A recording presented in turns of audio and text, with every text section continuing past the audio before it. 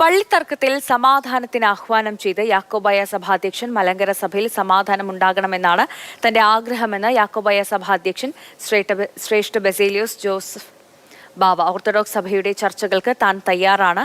സഹോദര സഭകളായി ജീവിക്കാമെന്നും ആഹ്വാനം ഒരുമിച്ചിരുന്ന് സംസാരിക്കാമെന്നും ശ്രേഷ്ഠ കാത്തോലിക്കയ്ക്ക് നൽകിയ സ്വീകരണത്തിൽ യാക്കോബായ സഭാധ്യക്ഷൻ ശ്രേഷ്ഠ ബസേലിയോസ് ജോസഫ് ബാവ പറഞ്ഞു.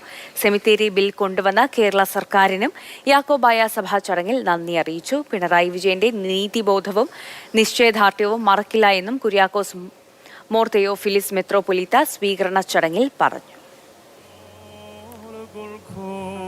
ഇന്ന് യാക്കോബായ സഭ ഈ അവസ്ഥയിലായി ചേർന്നിട്ടുണ്ടെങ്കിൽ പിണറായി വിജയൻ എന്ന് പറയുന്ന കേരള മുഖ്യമന്ത്രിയുടെ നീതിബോധവും നിശ്ചയദാർഢ്യവും അതിന്റെ പിന്നിലുണ്ടെന്നുള്ളത് യാക്കോബായ സഭയ്ക്ക് പറയാൻ കഴിയും. യാക്കോബായക്കാരന്റെ മൃതശരീരങ്ങൾ റോഡരികളിലൂടെ തപ്പിയപ്പോൾ ഒരു സെമിത്തേരി ഉണ്ടാക്കി ഈ സഭയെ സഹായിച്ചത് നമുക്ക് മറക്കാൻ കഴിയില്ല. ഇന്നും ഈ കേരള ഗവൺമെന്റും ആദരണീയനായ മുഖ്യമന്ത്രിയെയും നിറഞ്ഞ കയ്യടിയോടുകൂടി അദ്ദേഹത്തിന്റെ അസാന്നിധ്യത്തിലും ഈ സഭയ്ക്കുള്ള നന്ദിയും സ്നേഹവും നമുക്ക് അറിയിക്കാം.